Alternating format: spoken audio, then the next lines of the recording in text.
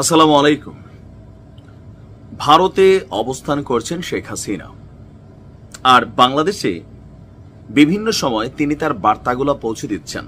আগামী দিনে আওয়ামী লীগের কি করণীয়, নেতারা কিভাবে কাজ করবে, এ টু জেড ব্রিফিং তিনি করছেন। এমনকি ছোট ছোট গ্রুপ, বিভিন্ন ফেসবুক পেজ, অফিসিয়াল মিটিং সবকিছুতেই ডিজিটাল এই প্রযুক্তিকে ব্যবহার করে তিনি কানেক্ট হচ্ছেন, নেতাকর্মীদেরকে উজ্জীবিত করছেন এবং বাংলাদেশে আওয়ামী লীগের রাজনীতিকে ফিরিয়ে আনতে অথবা ডক্টর মোহাম্মদ ইউনূসের সরকারকে বিদায় করতে নানান ধরনের পরিকল্পনা ইতিমধ্যেই হাতে নিয়েছে বাংলাদেশ আওয়ামী লীগ, এমনকি অনেক জায়গায় বাস্তবায়নের চেষ্টা করছে।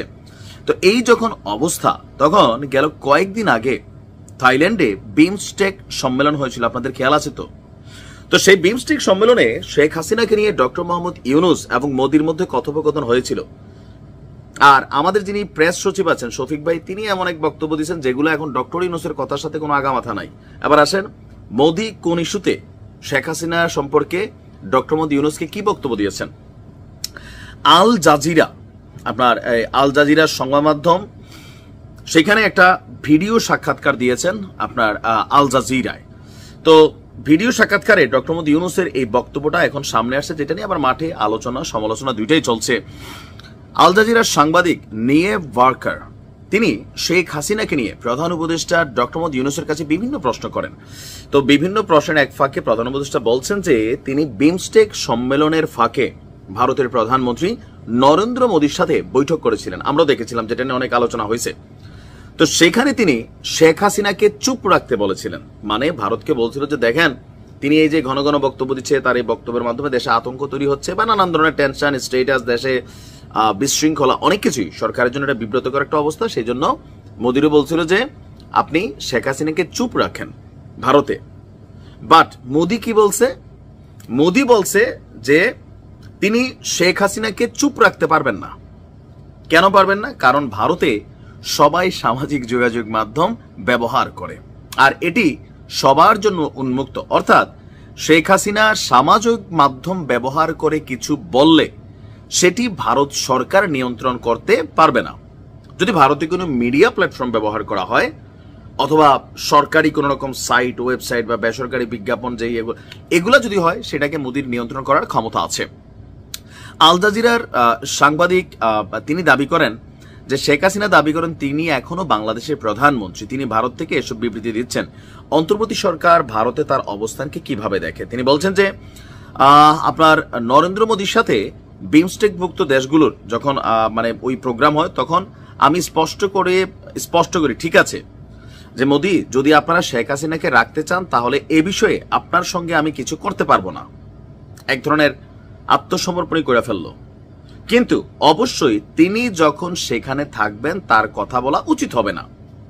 এখন প্রশ্ন হচ্ছে, ডক্টর ইউনূস কি শেখ হাসিনাকে ফিরিয়ে আনার জন্য এই যে এনসিপি বা সরকারের পক্ষ থেকে, বিভিন্ন সংস্থাগুলোর পক্ষ থেকে যে বক্তব্য দেওয়া হচ্ছে, তাহলে আমরা যা শুনছি, তো তিনি এই যে যুগান্তরে আসা তার এই বক্তব্যটাকে যদি আমরা কোট করি, তিনি বলছেন যে নরেন্দ্র মোদীর সাথে আমার কথা হয় এবং আমি তাকে স্পষ্ট করি ঠিক আছে, যদি শেখ হাসিনাকে আপনি রাখতে চান তাহলে এই বিষয়ে আমি আপনার সাথে কিছু করতে পারবো না। মানে এখানে একটা অসহায়ত্ব ফুটছে, নাম্বার ওয়ান। নাম্বার টু, রাখেন ভালো কথা, কিন্তু তিনি যখন সেখানে থাকবেন তার কথা বলা উচিত নয়, কারণ তার বক্তব্য আমাদের জন্য সমস্যার সৃষ্টি করে। তিনি বক্তব্য দিয়ে বাংলাদেশের মানুষকে উত্তেজিত করেন, আর এজন্য সরকারকে ভোগান্তি পোহাতে হয়। তো তখন মোদি কি বলছিলেন? মোদি বলছেন যে ভারত হলো এমন দেশ যেখানে সামাজিক মাধ্যম সবার জন্য উন্মুক্ত, আমি এটি নিয়ন্ত্রণ করতে পারবো না। তাহলে শেখ হাসিনাকে ফিরিয়ে আনার ব্যাপারে আমাদের প্রেস সচিব শফিক ভাই অতি উৎসাহিত হয়ে যে বক্তব্যগুলো দিলেন, এখন আল জাজিরার সাথে যখন ডক্টর মোহাম্মদ ইউনূস সাক্ষাৎকার দিচ্ছেন, সেখানে শেখ হাসিনাকে ফিরিয়ে আনার ইস্যুতে কোনো একটা সিঙ্গেল বক্তব্য কি এখানে দেখলাম আমরা? তার মানে কি শফিক ভাই ও সস্তা জনপ্রিয়তার জন্য ওই যে ধরেন পাবলিক যেটা শুনতে চায় না, ডক্টর মোহাম্মদ ইউনূস এটা করে ফেলতেছে, ওইটা করে ফেলতেছে, বিষয়গুলো কি এরকম হচ্ছে না?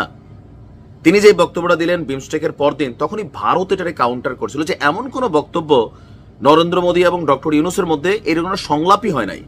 আর আজকে যখন আমাদের প্রধান উপদেষ্টা আল জাজিরাকে নিজে সাক্ষাৎকারটি দিচ্ছেন, সেখানে আমরা শেখ হাসিনাকে ফিরিয়ে আনার বদলে যেটা দেখলাম যে ওয়ান কাইন্ড অফ রিকোয়েস্ট করলো মোদীকে যে আপনি শেখ হাসিনাকে চুপ করাই রাখেন ভাই। মোদী উল্টা বলল যে না, আমি পারবো না। ফিরিয়ে আনার প্রশ্নই তো এখানে আসে নাই, বা আলোচনাটাই ওঠে নাই, নাকি আল জাজিরার সাংবাদিক এই প্রসঙ্গে জিজ্ঞেস করেন নাই, ডক্টর মোহাম্মদ ইউনুস বলেন নাই। বাট আমার তো ধারণা ফিরিয়ে আনার ব্যাপারে যদি কথাবার্তা হইতো, ডক্টর মোহাম্মদ ইউনুস তিনি আল জাজিরাকে এই তথ্যটা দিতেন। এটা তো সাংঘর্ষিক অবস্থান। অপরদিকে এনসিপি আগামী 10 দিনের সময় দিছে, 2রা মে মহাসমাবেশ ডাকবে।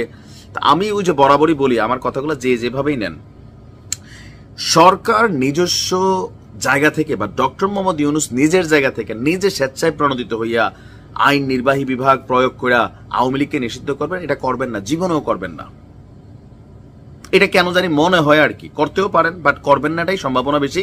কারণ তিনি সরাসরি বলছেন আওয়ামী লীগ নিষিদ্ধ করা সরকারের কাজ না, মানে প্রধান উপদেষ্টাদের কাজ না। এটা আইন বিচার বিভাগ আছে, সেখান থেকে দল যদি কোনো পানিশেবল হয় সেটা হবে। তবে যারা অন্যায় করছে, অপরাধ করছে বিভিন্ন ক্ষেত্রে, তাদের বিরুদ্ধে বিচারের বিষয়টা তিনি কথা বলছেন। আসিফ নজরুল ইসলামও সেম কথা বলছেন।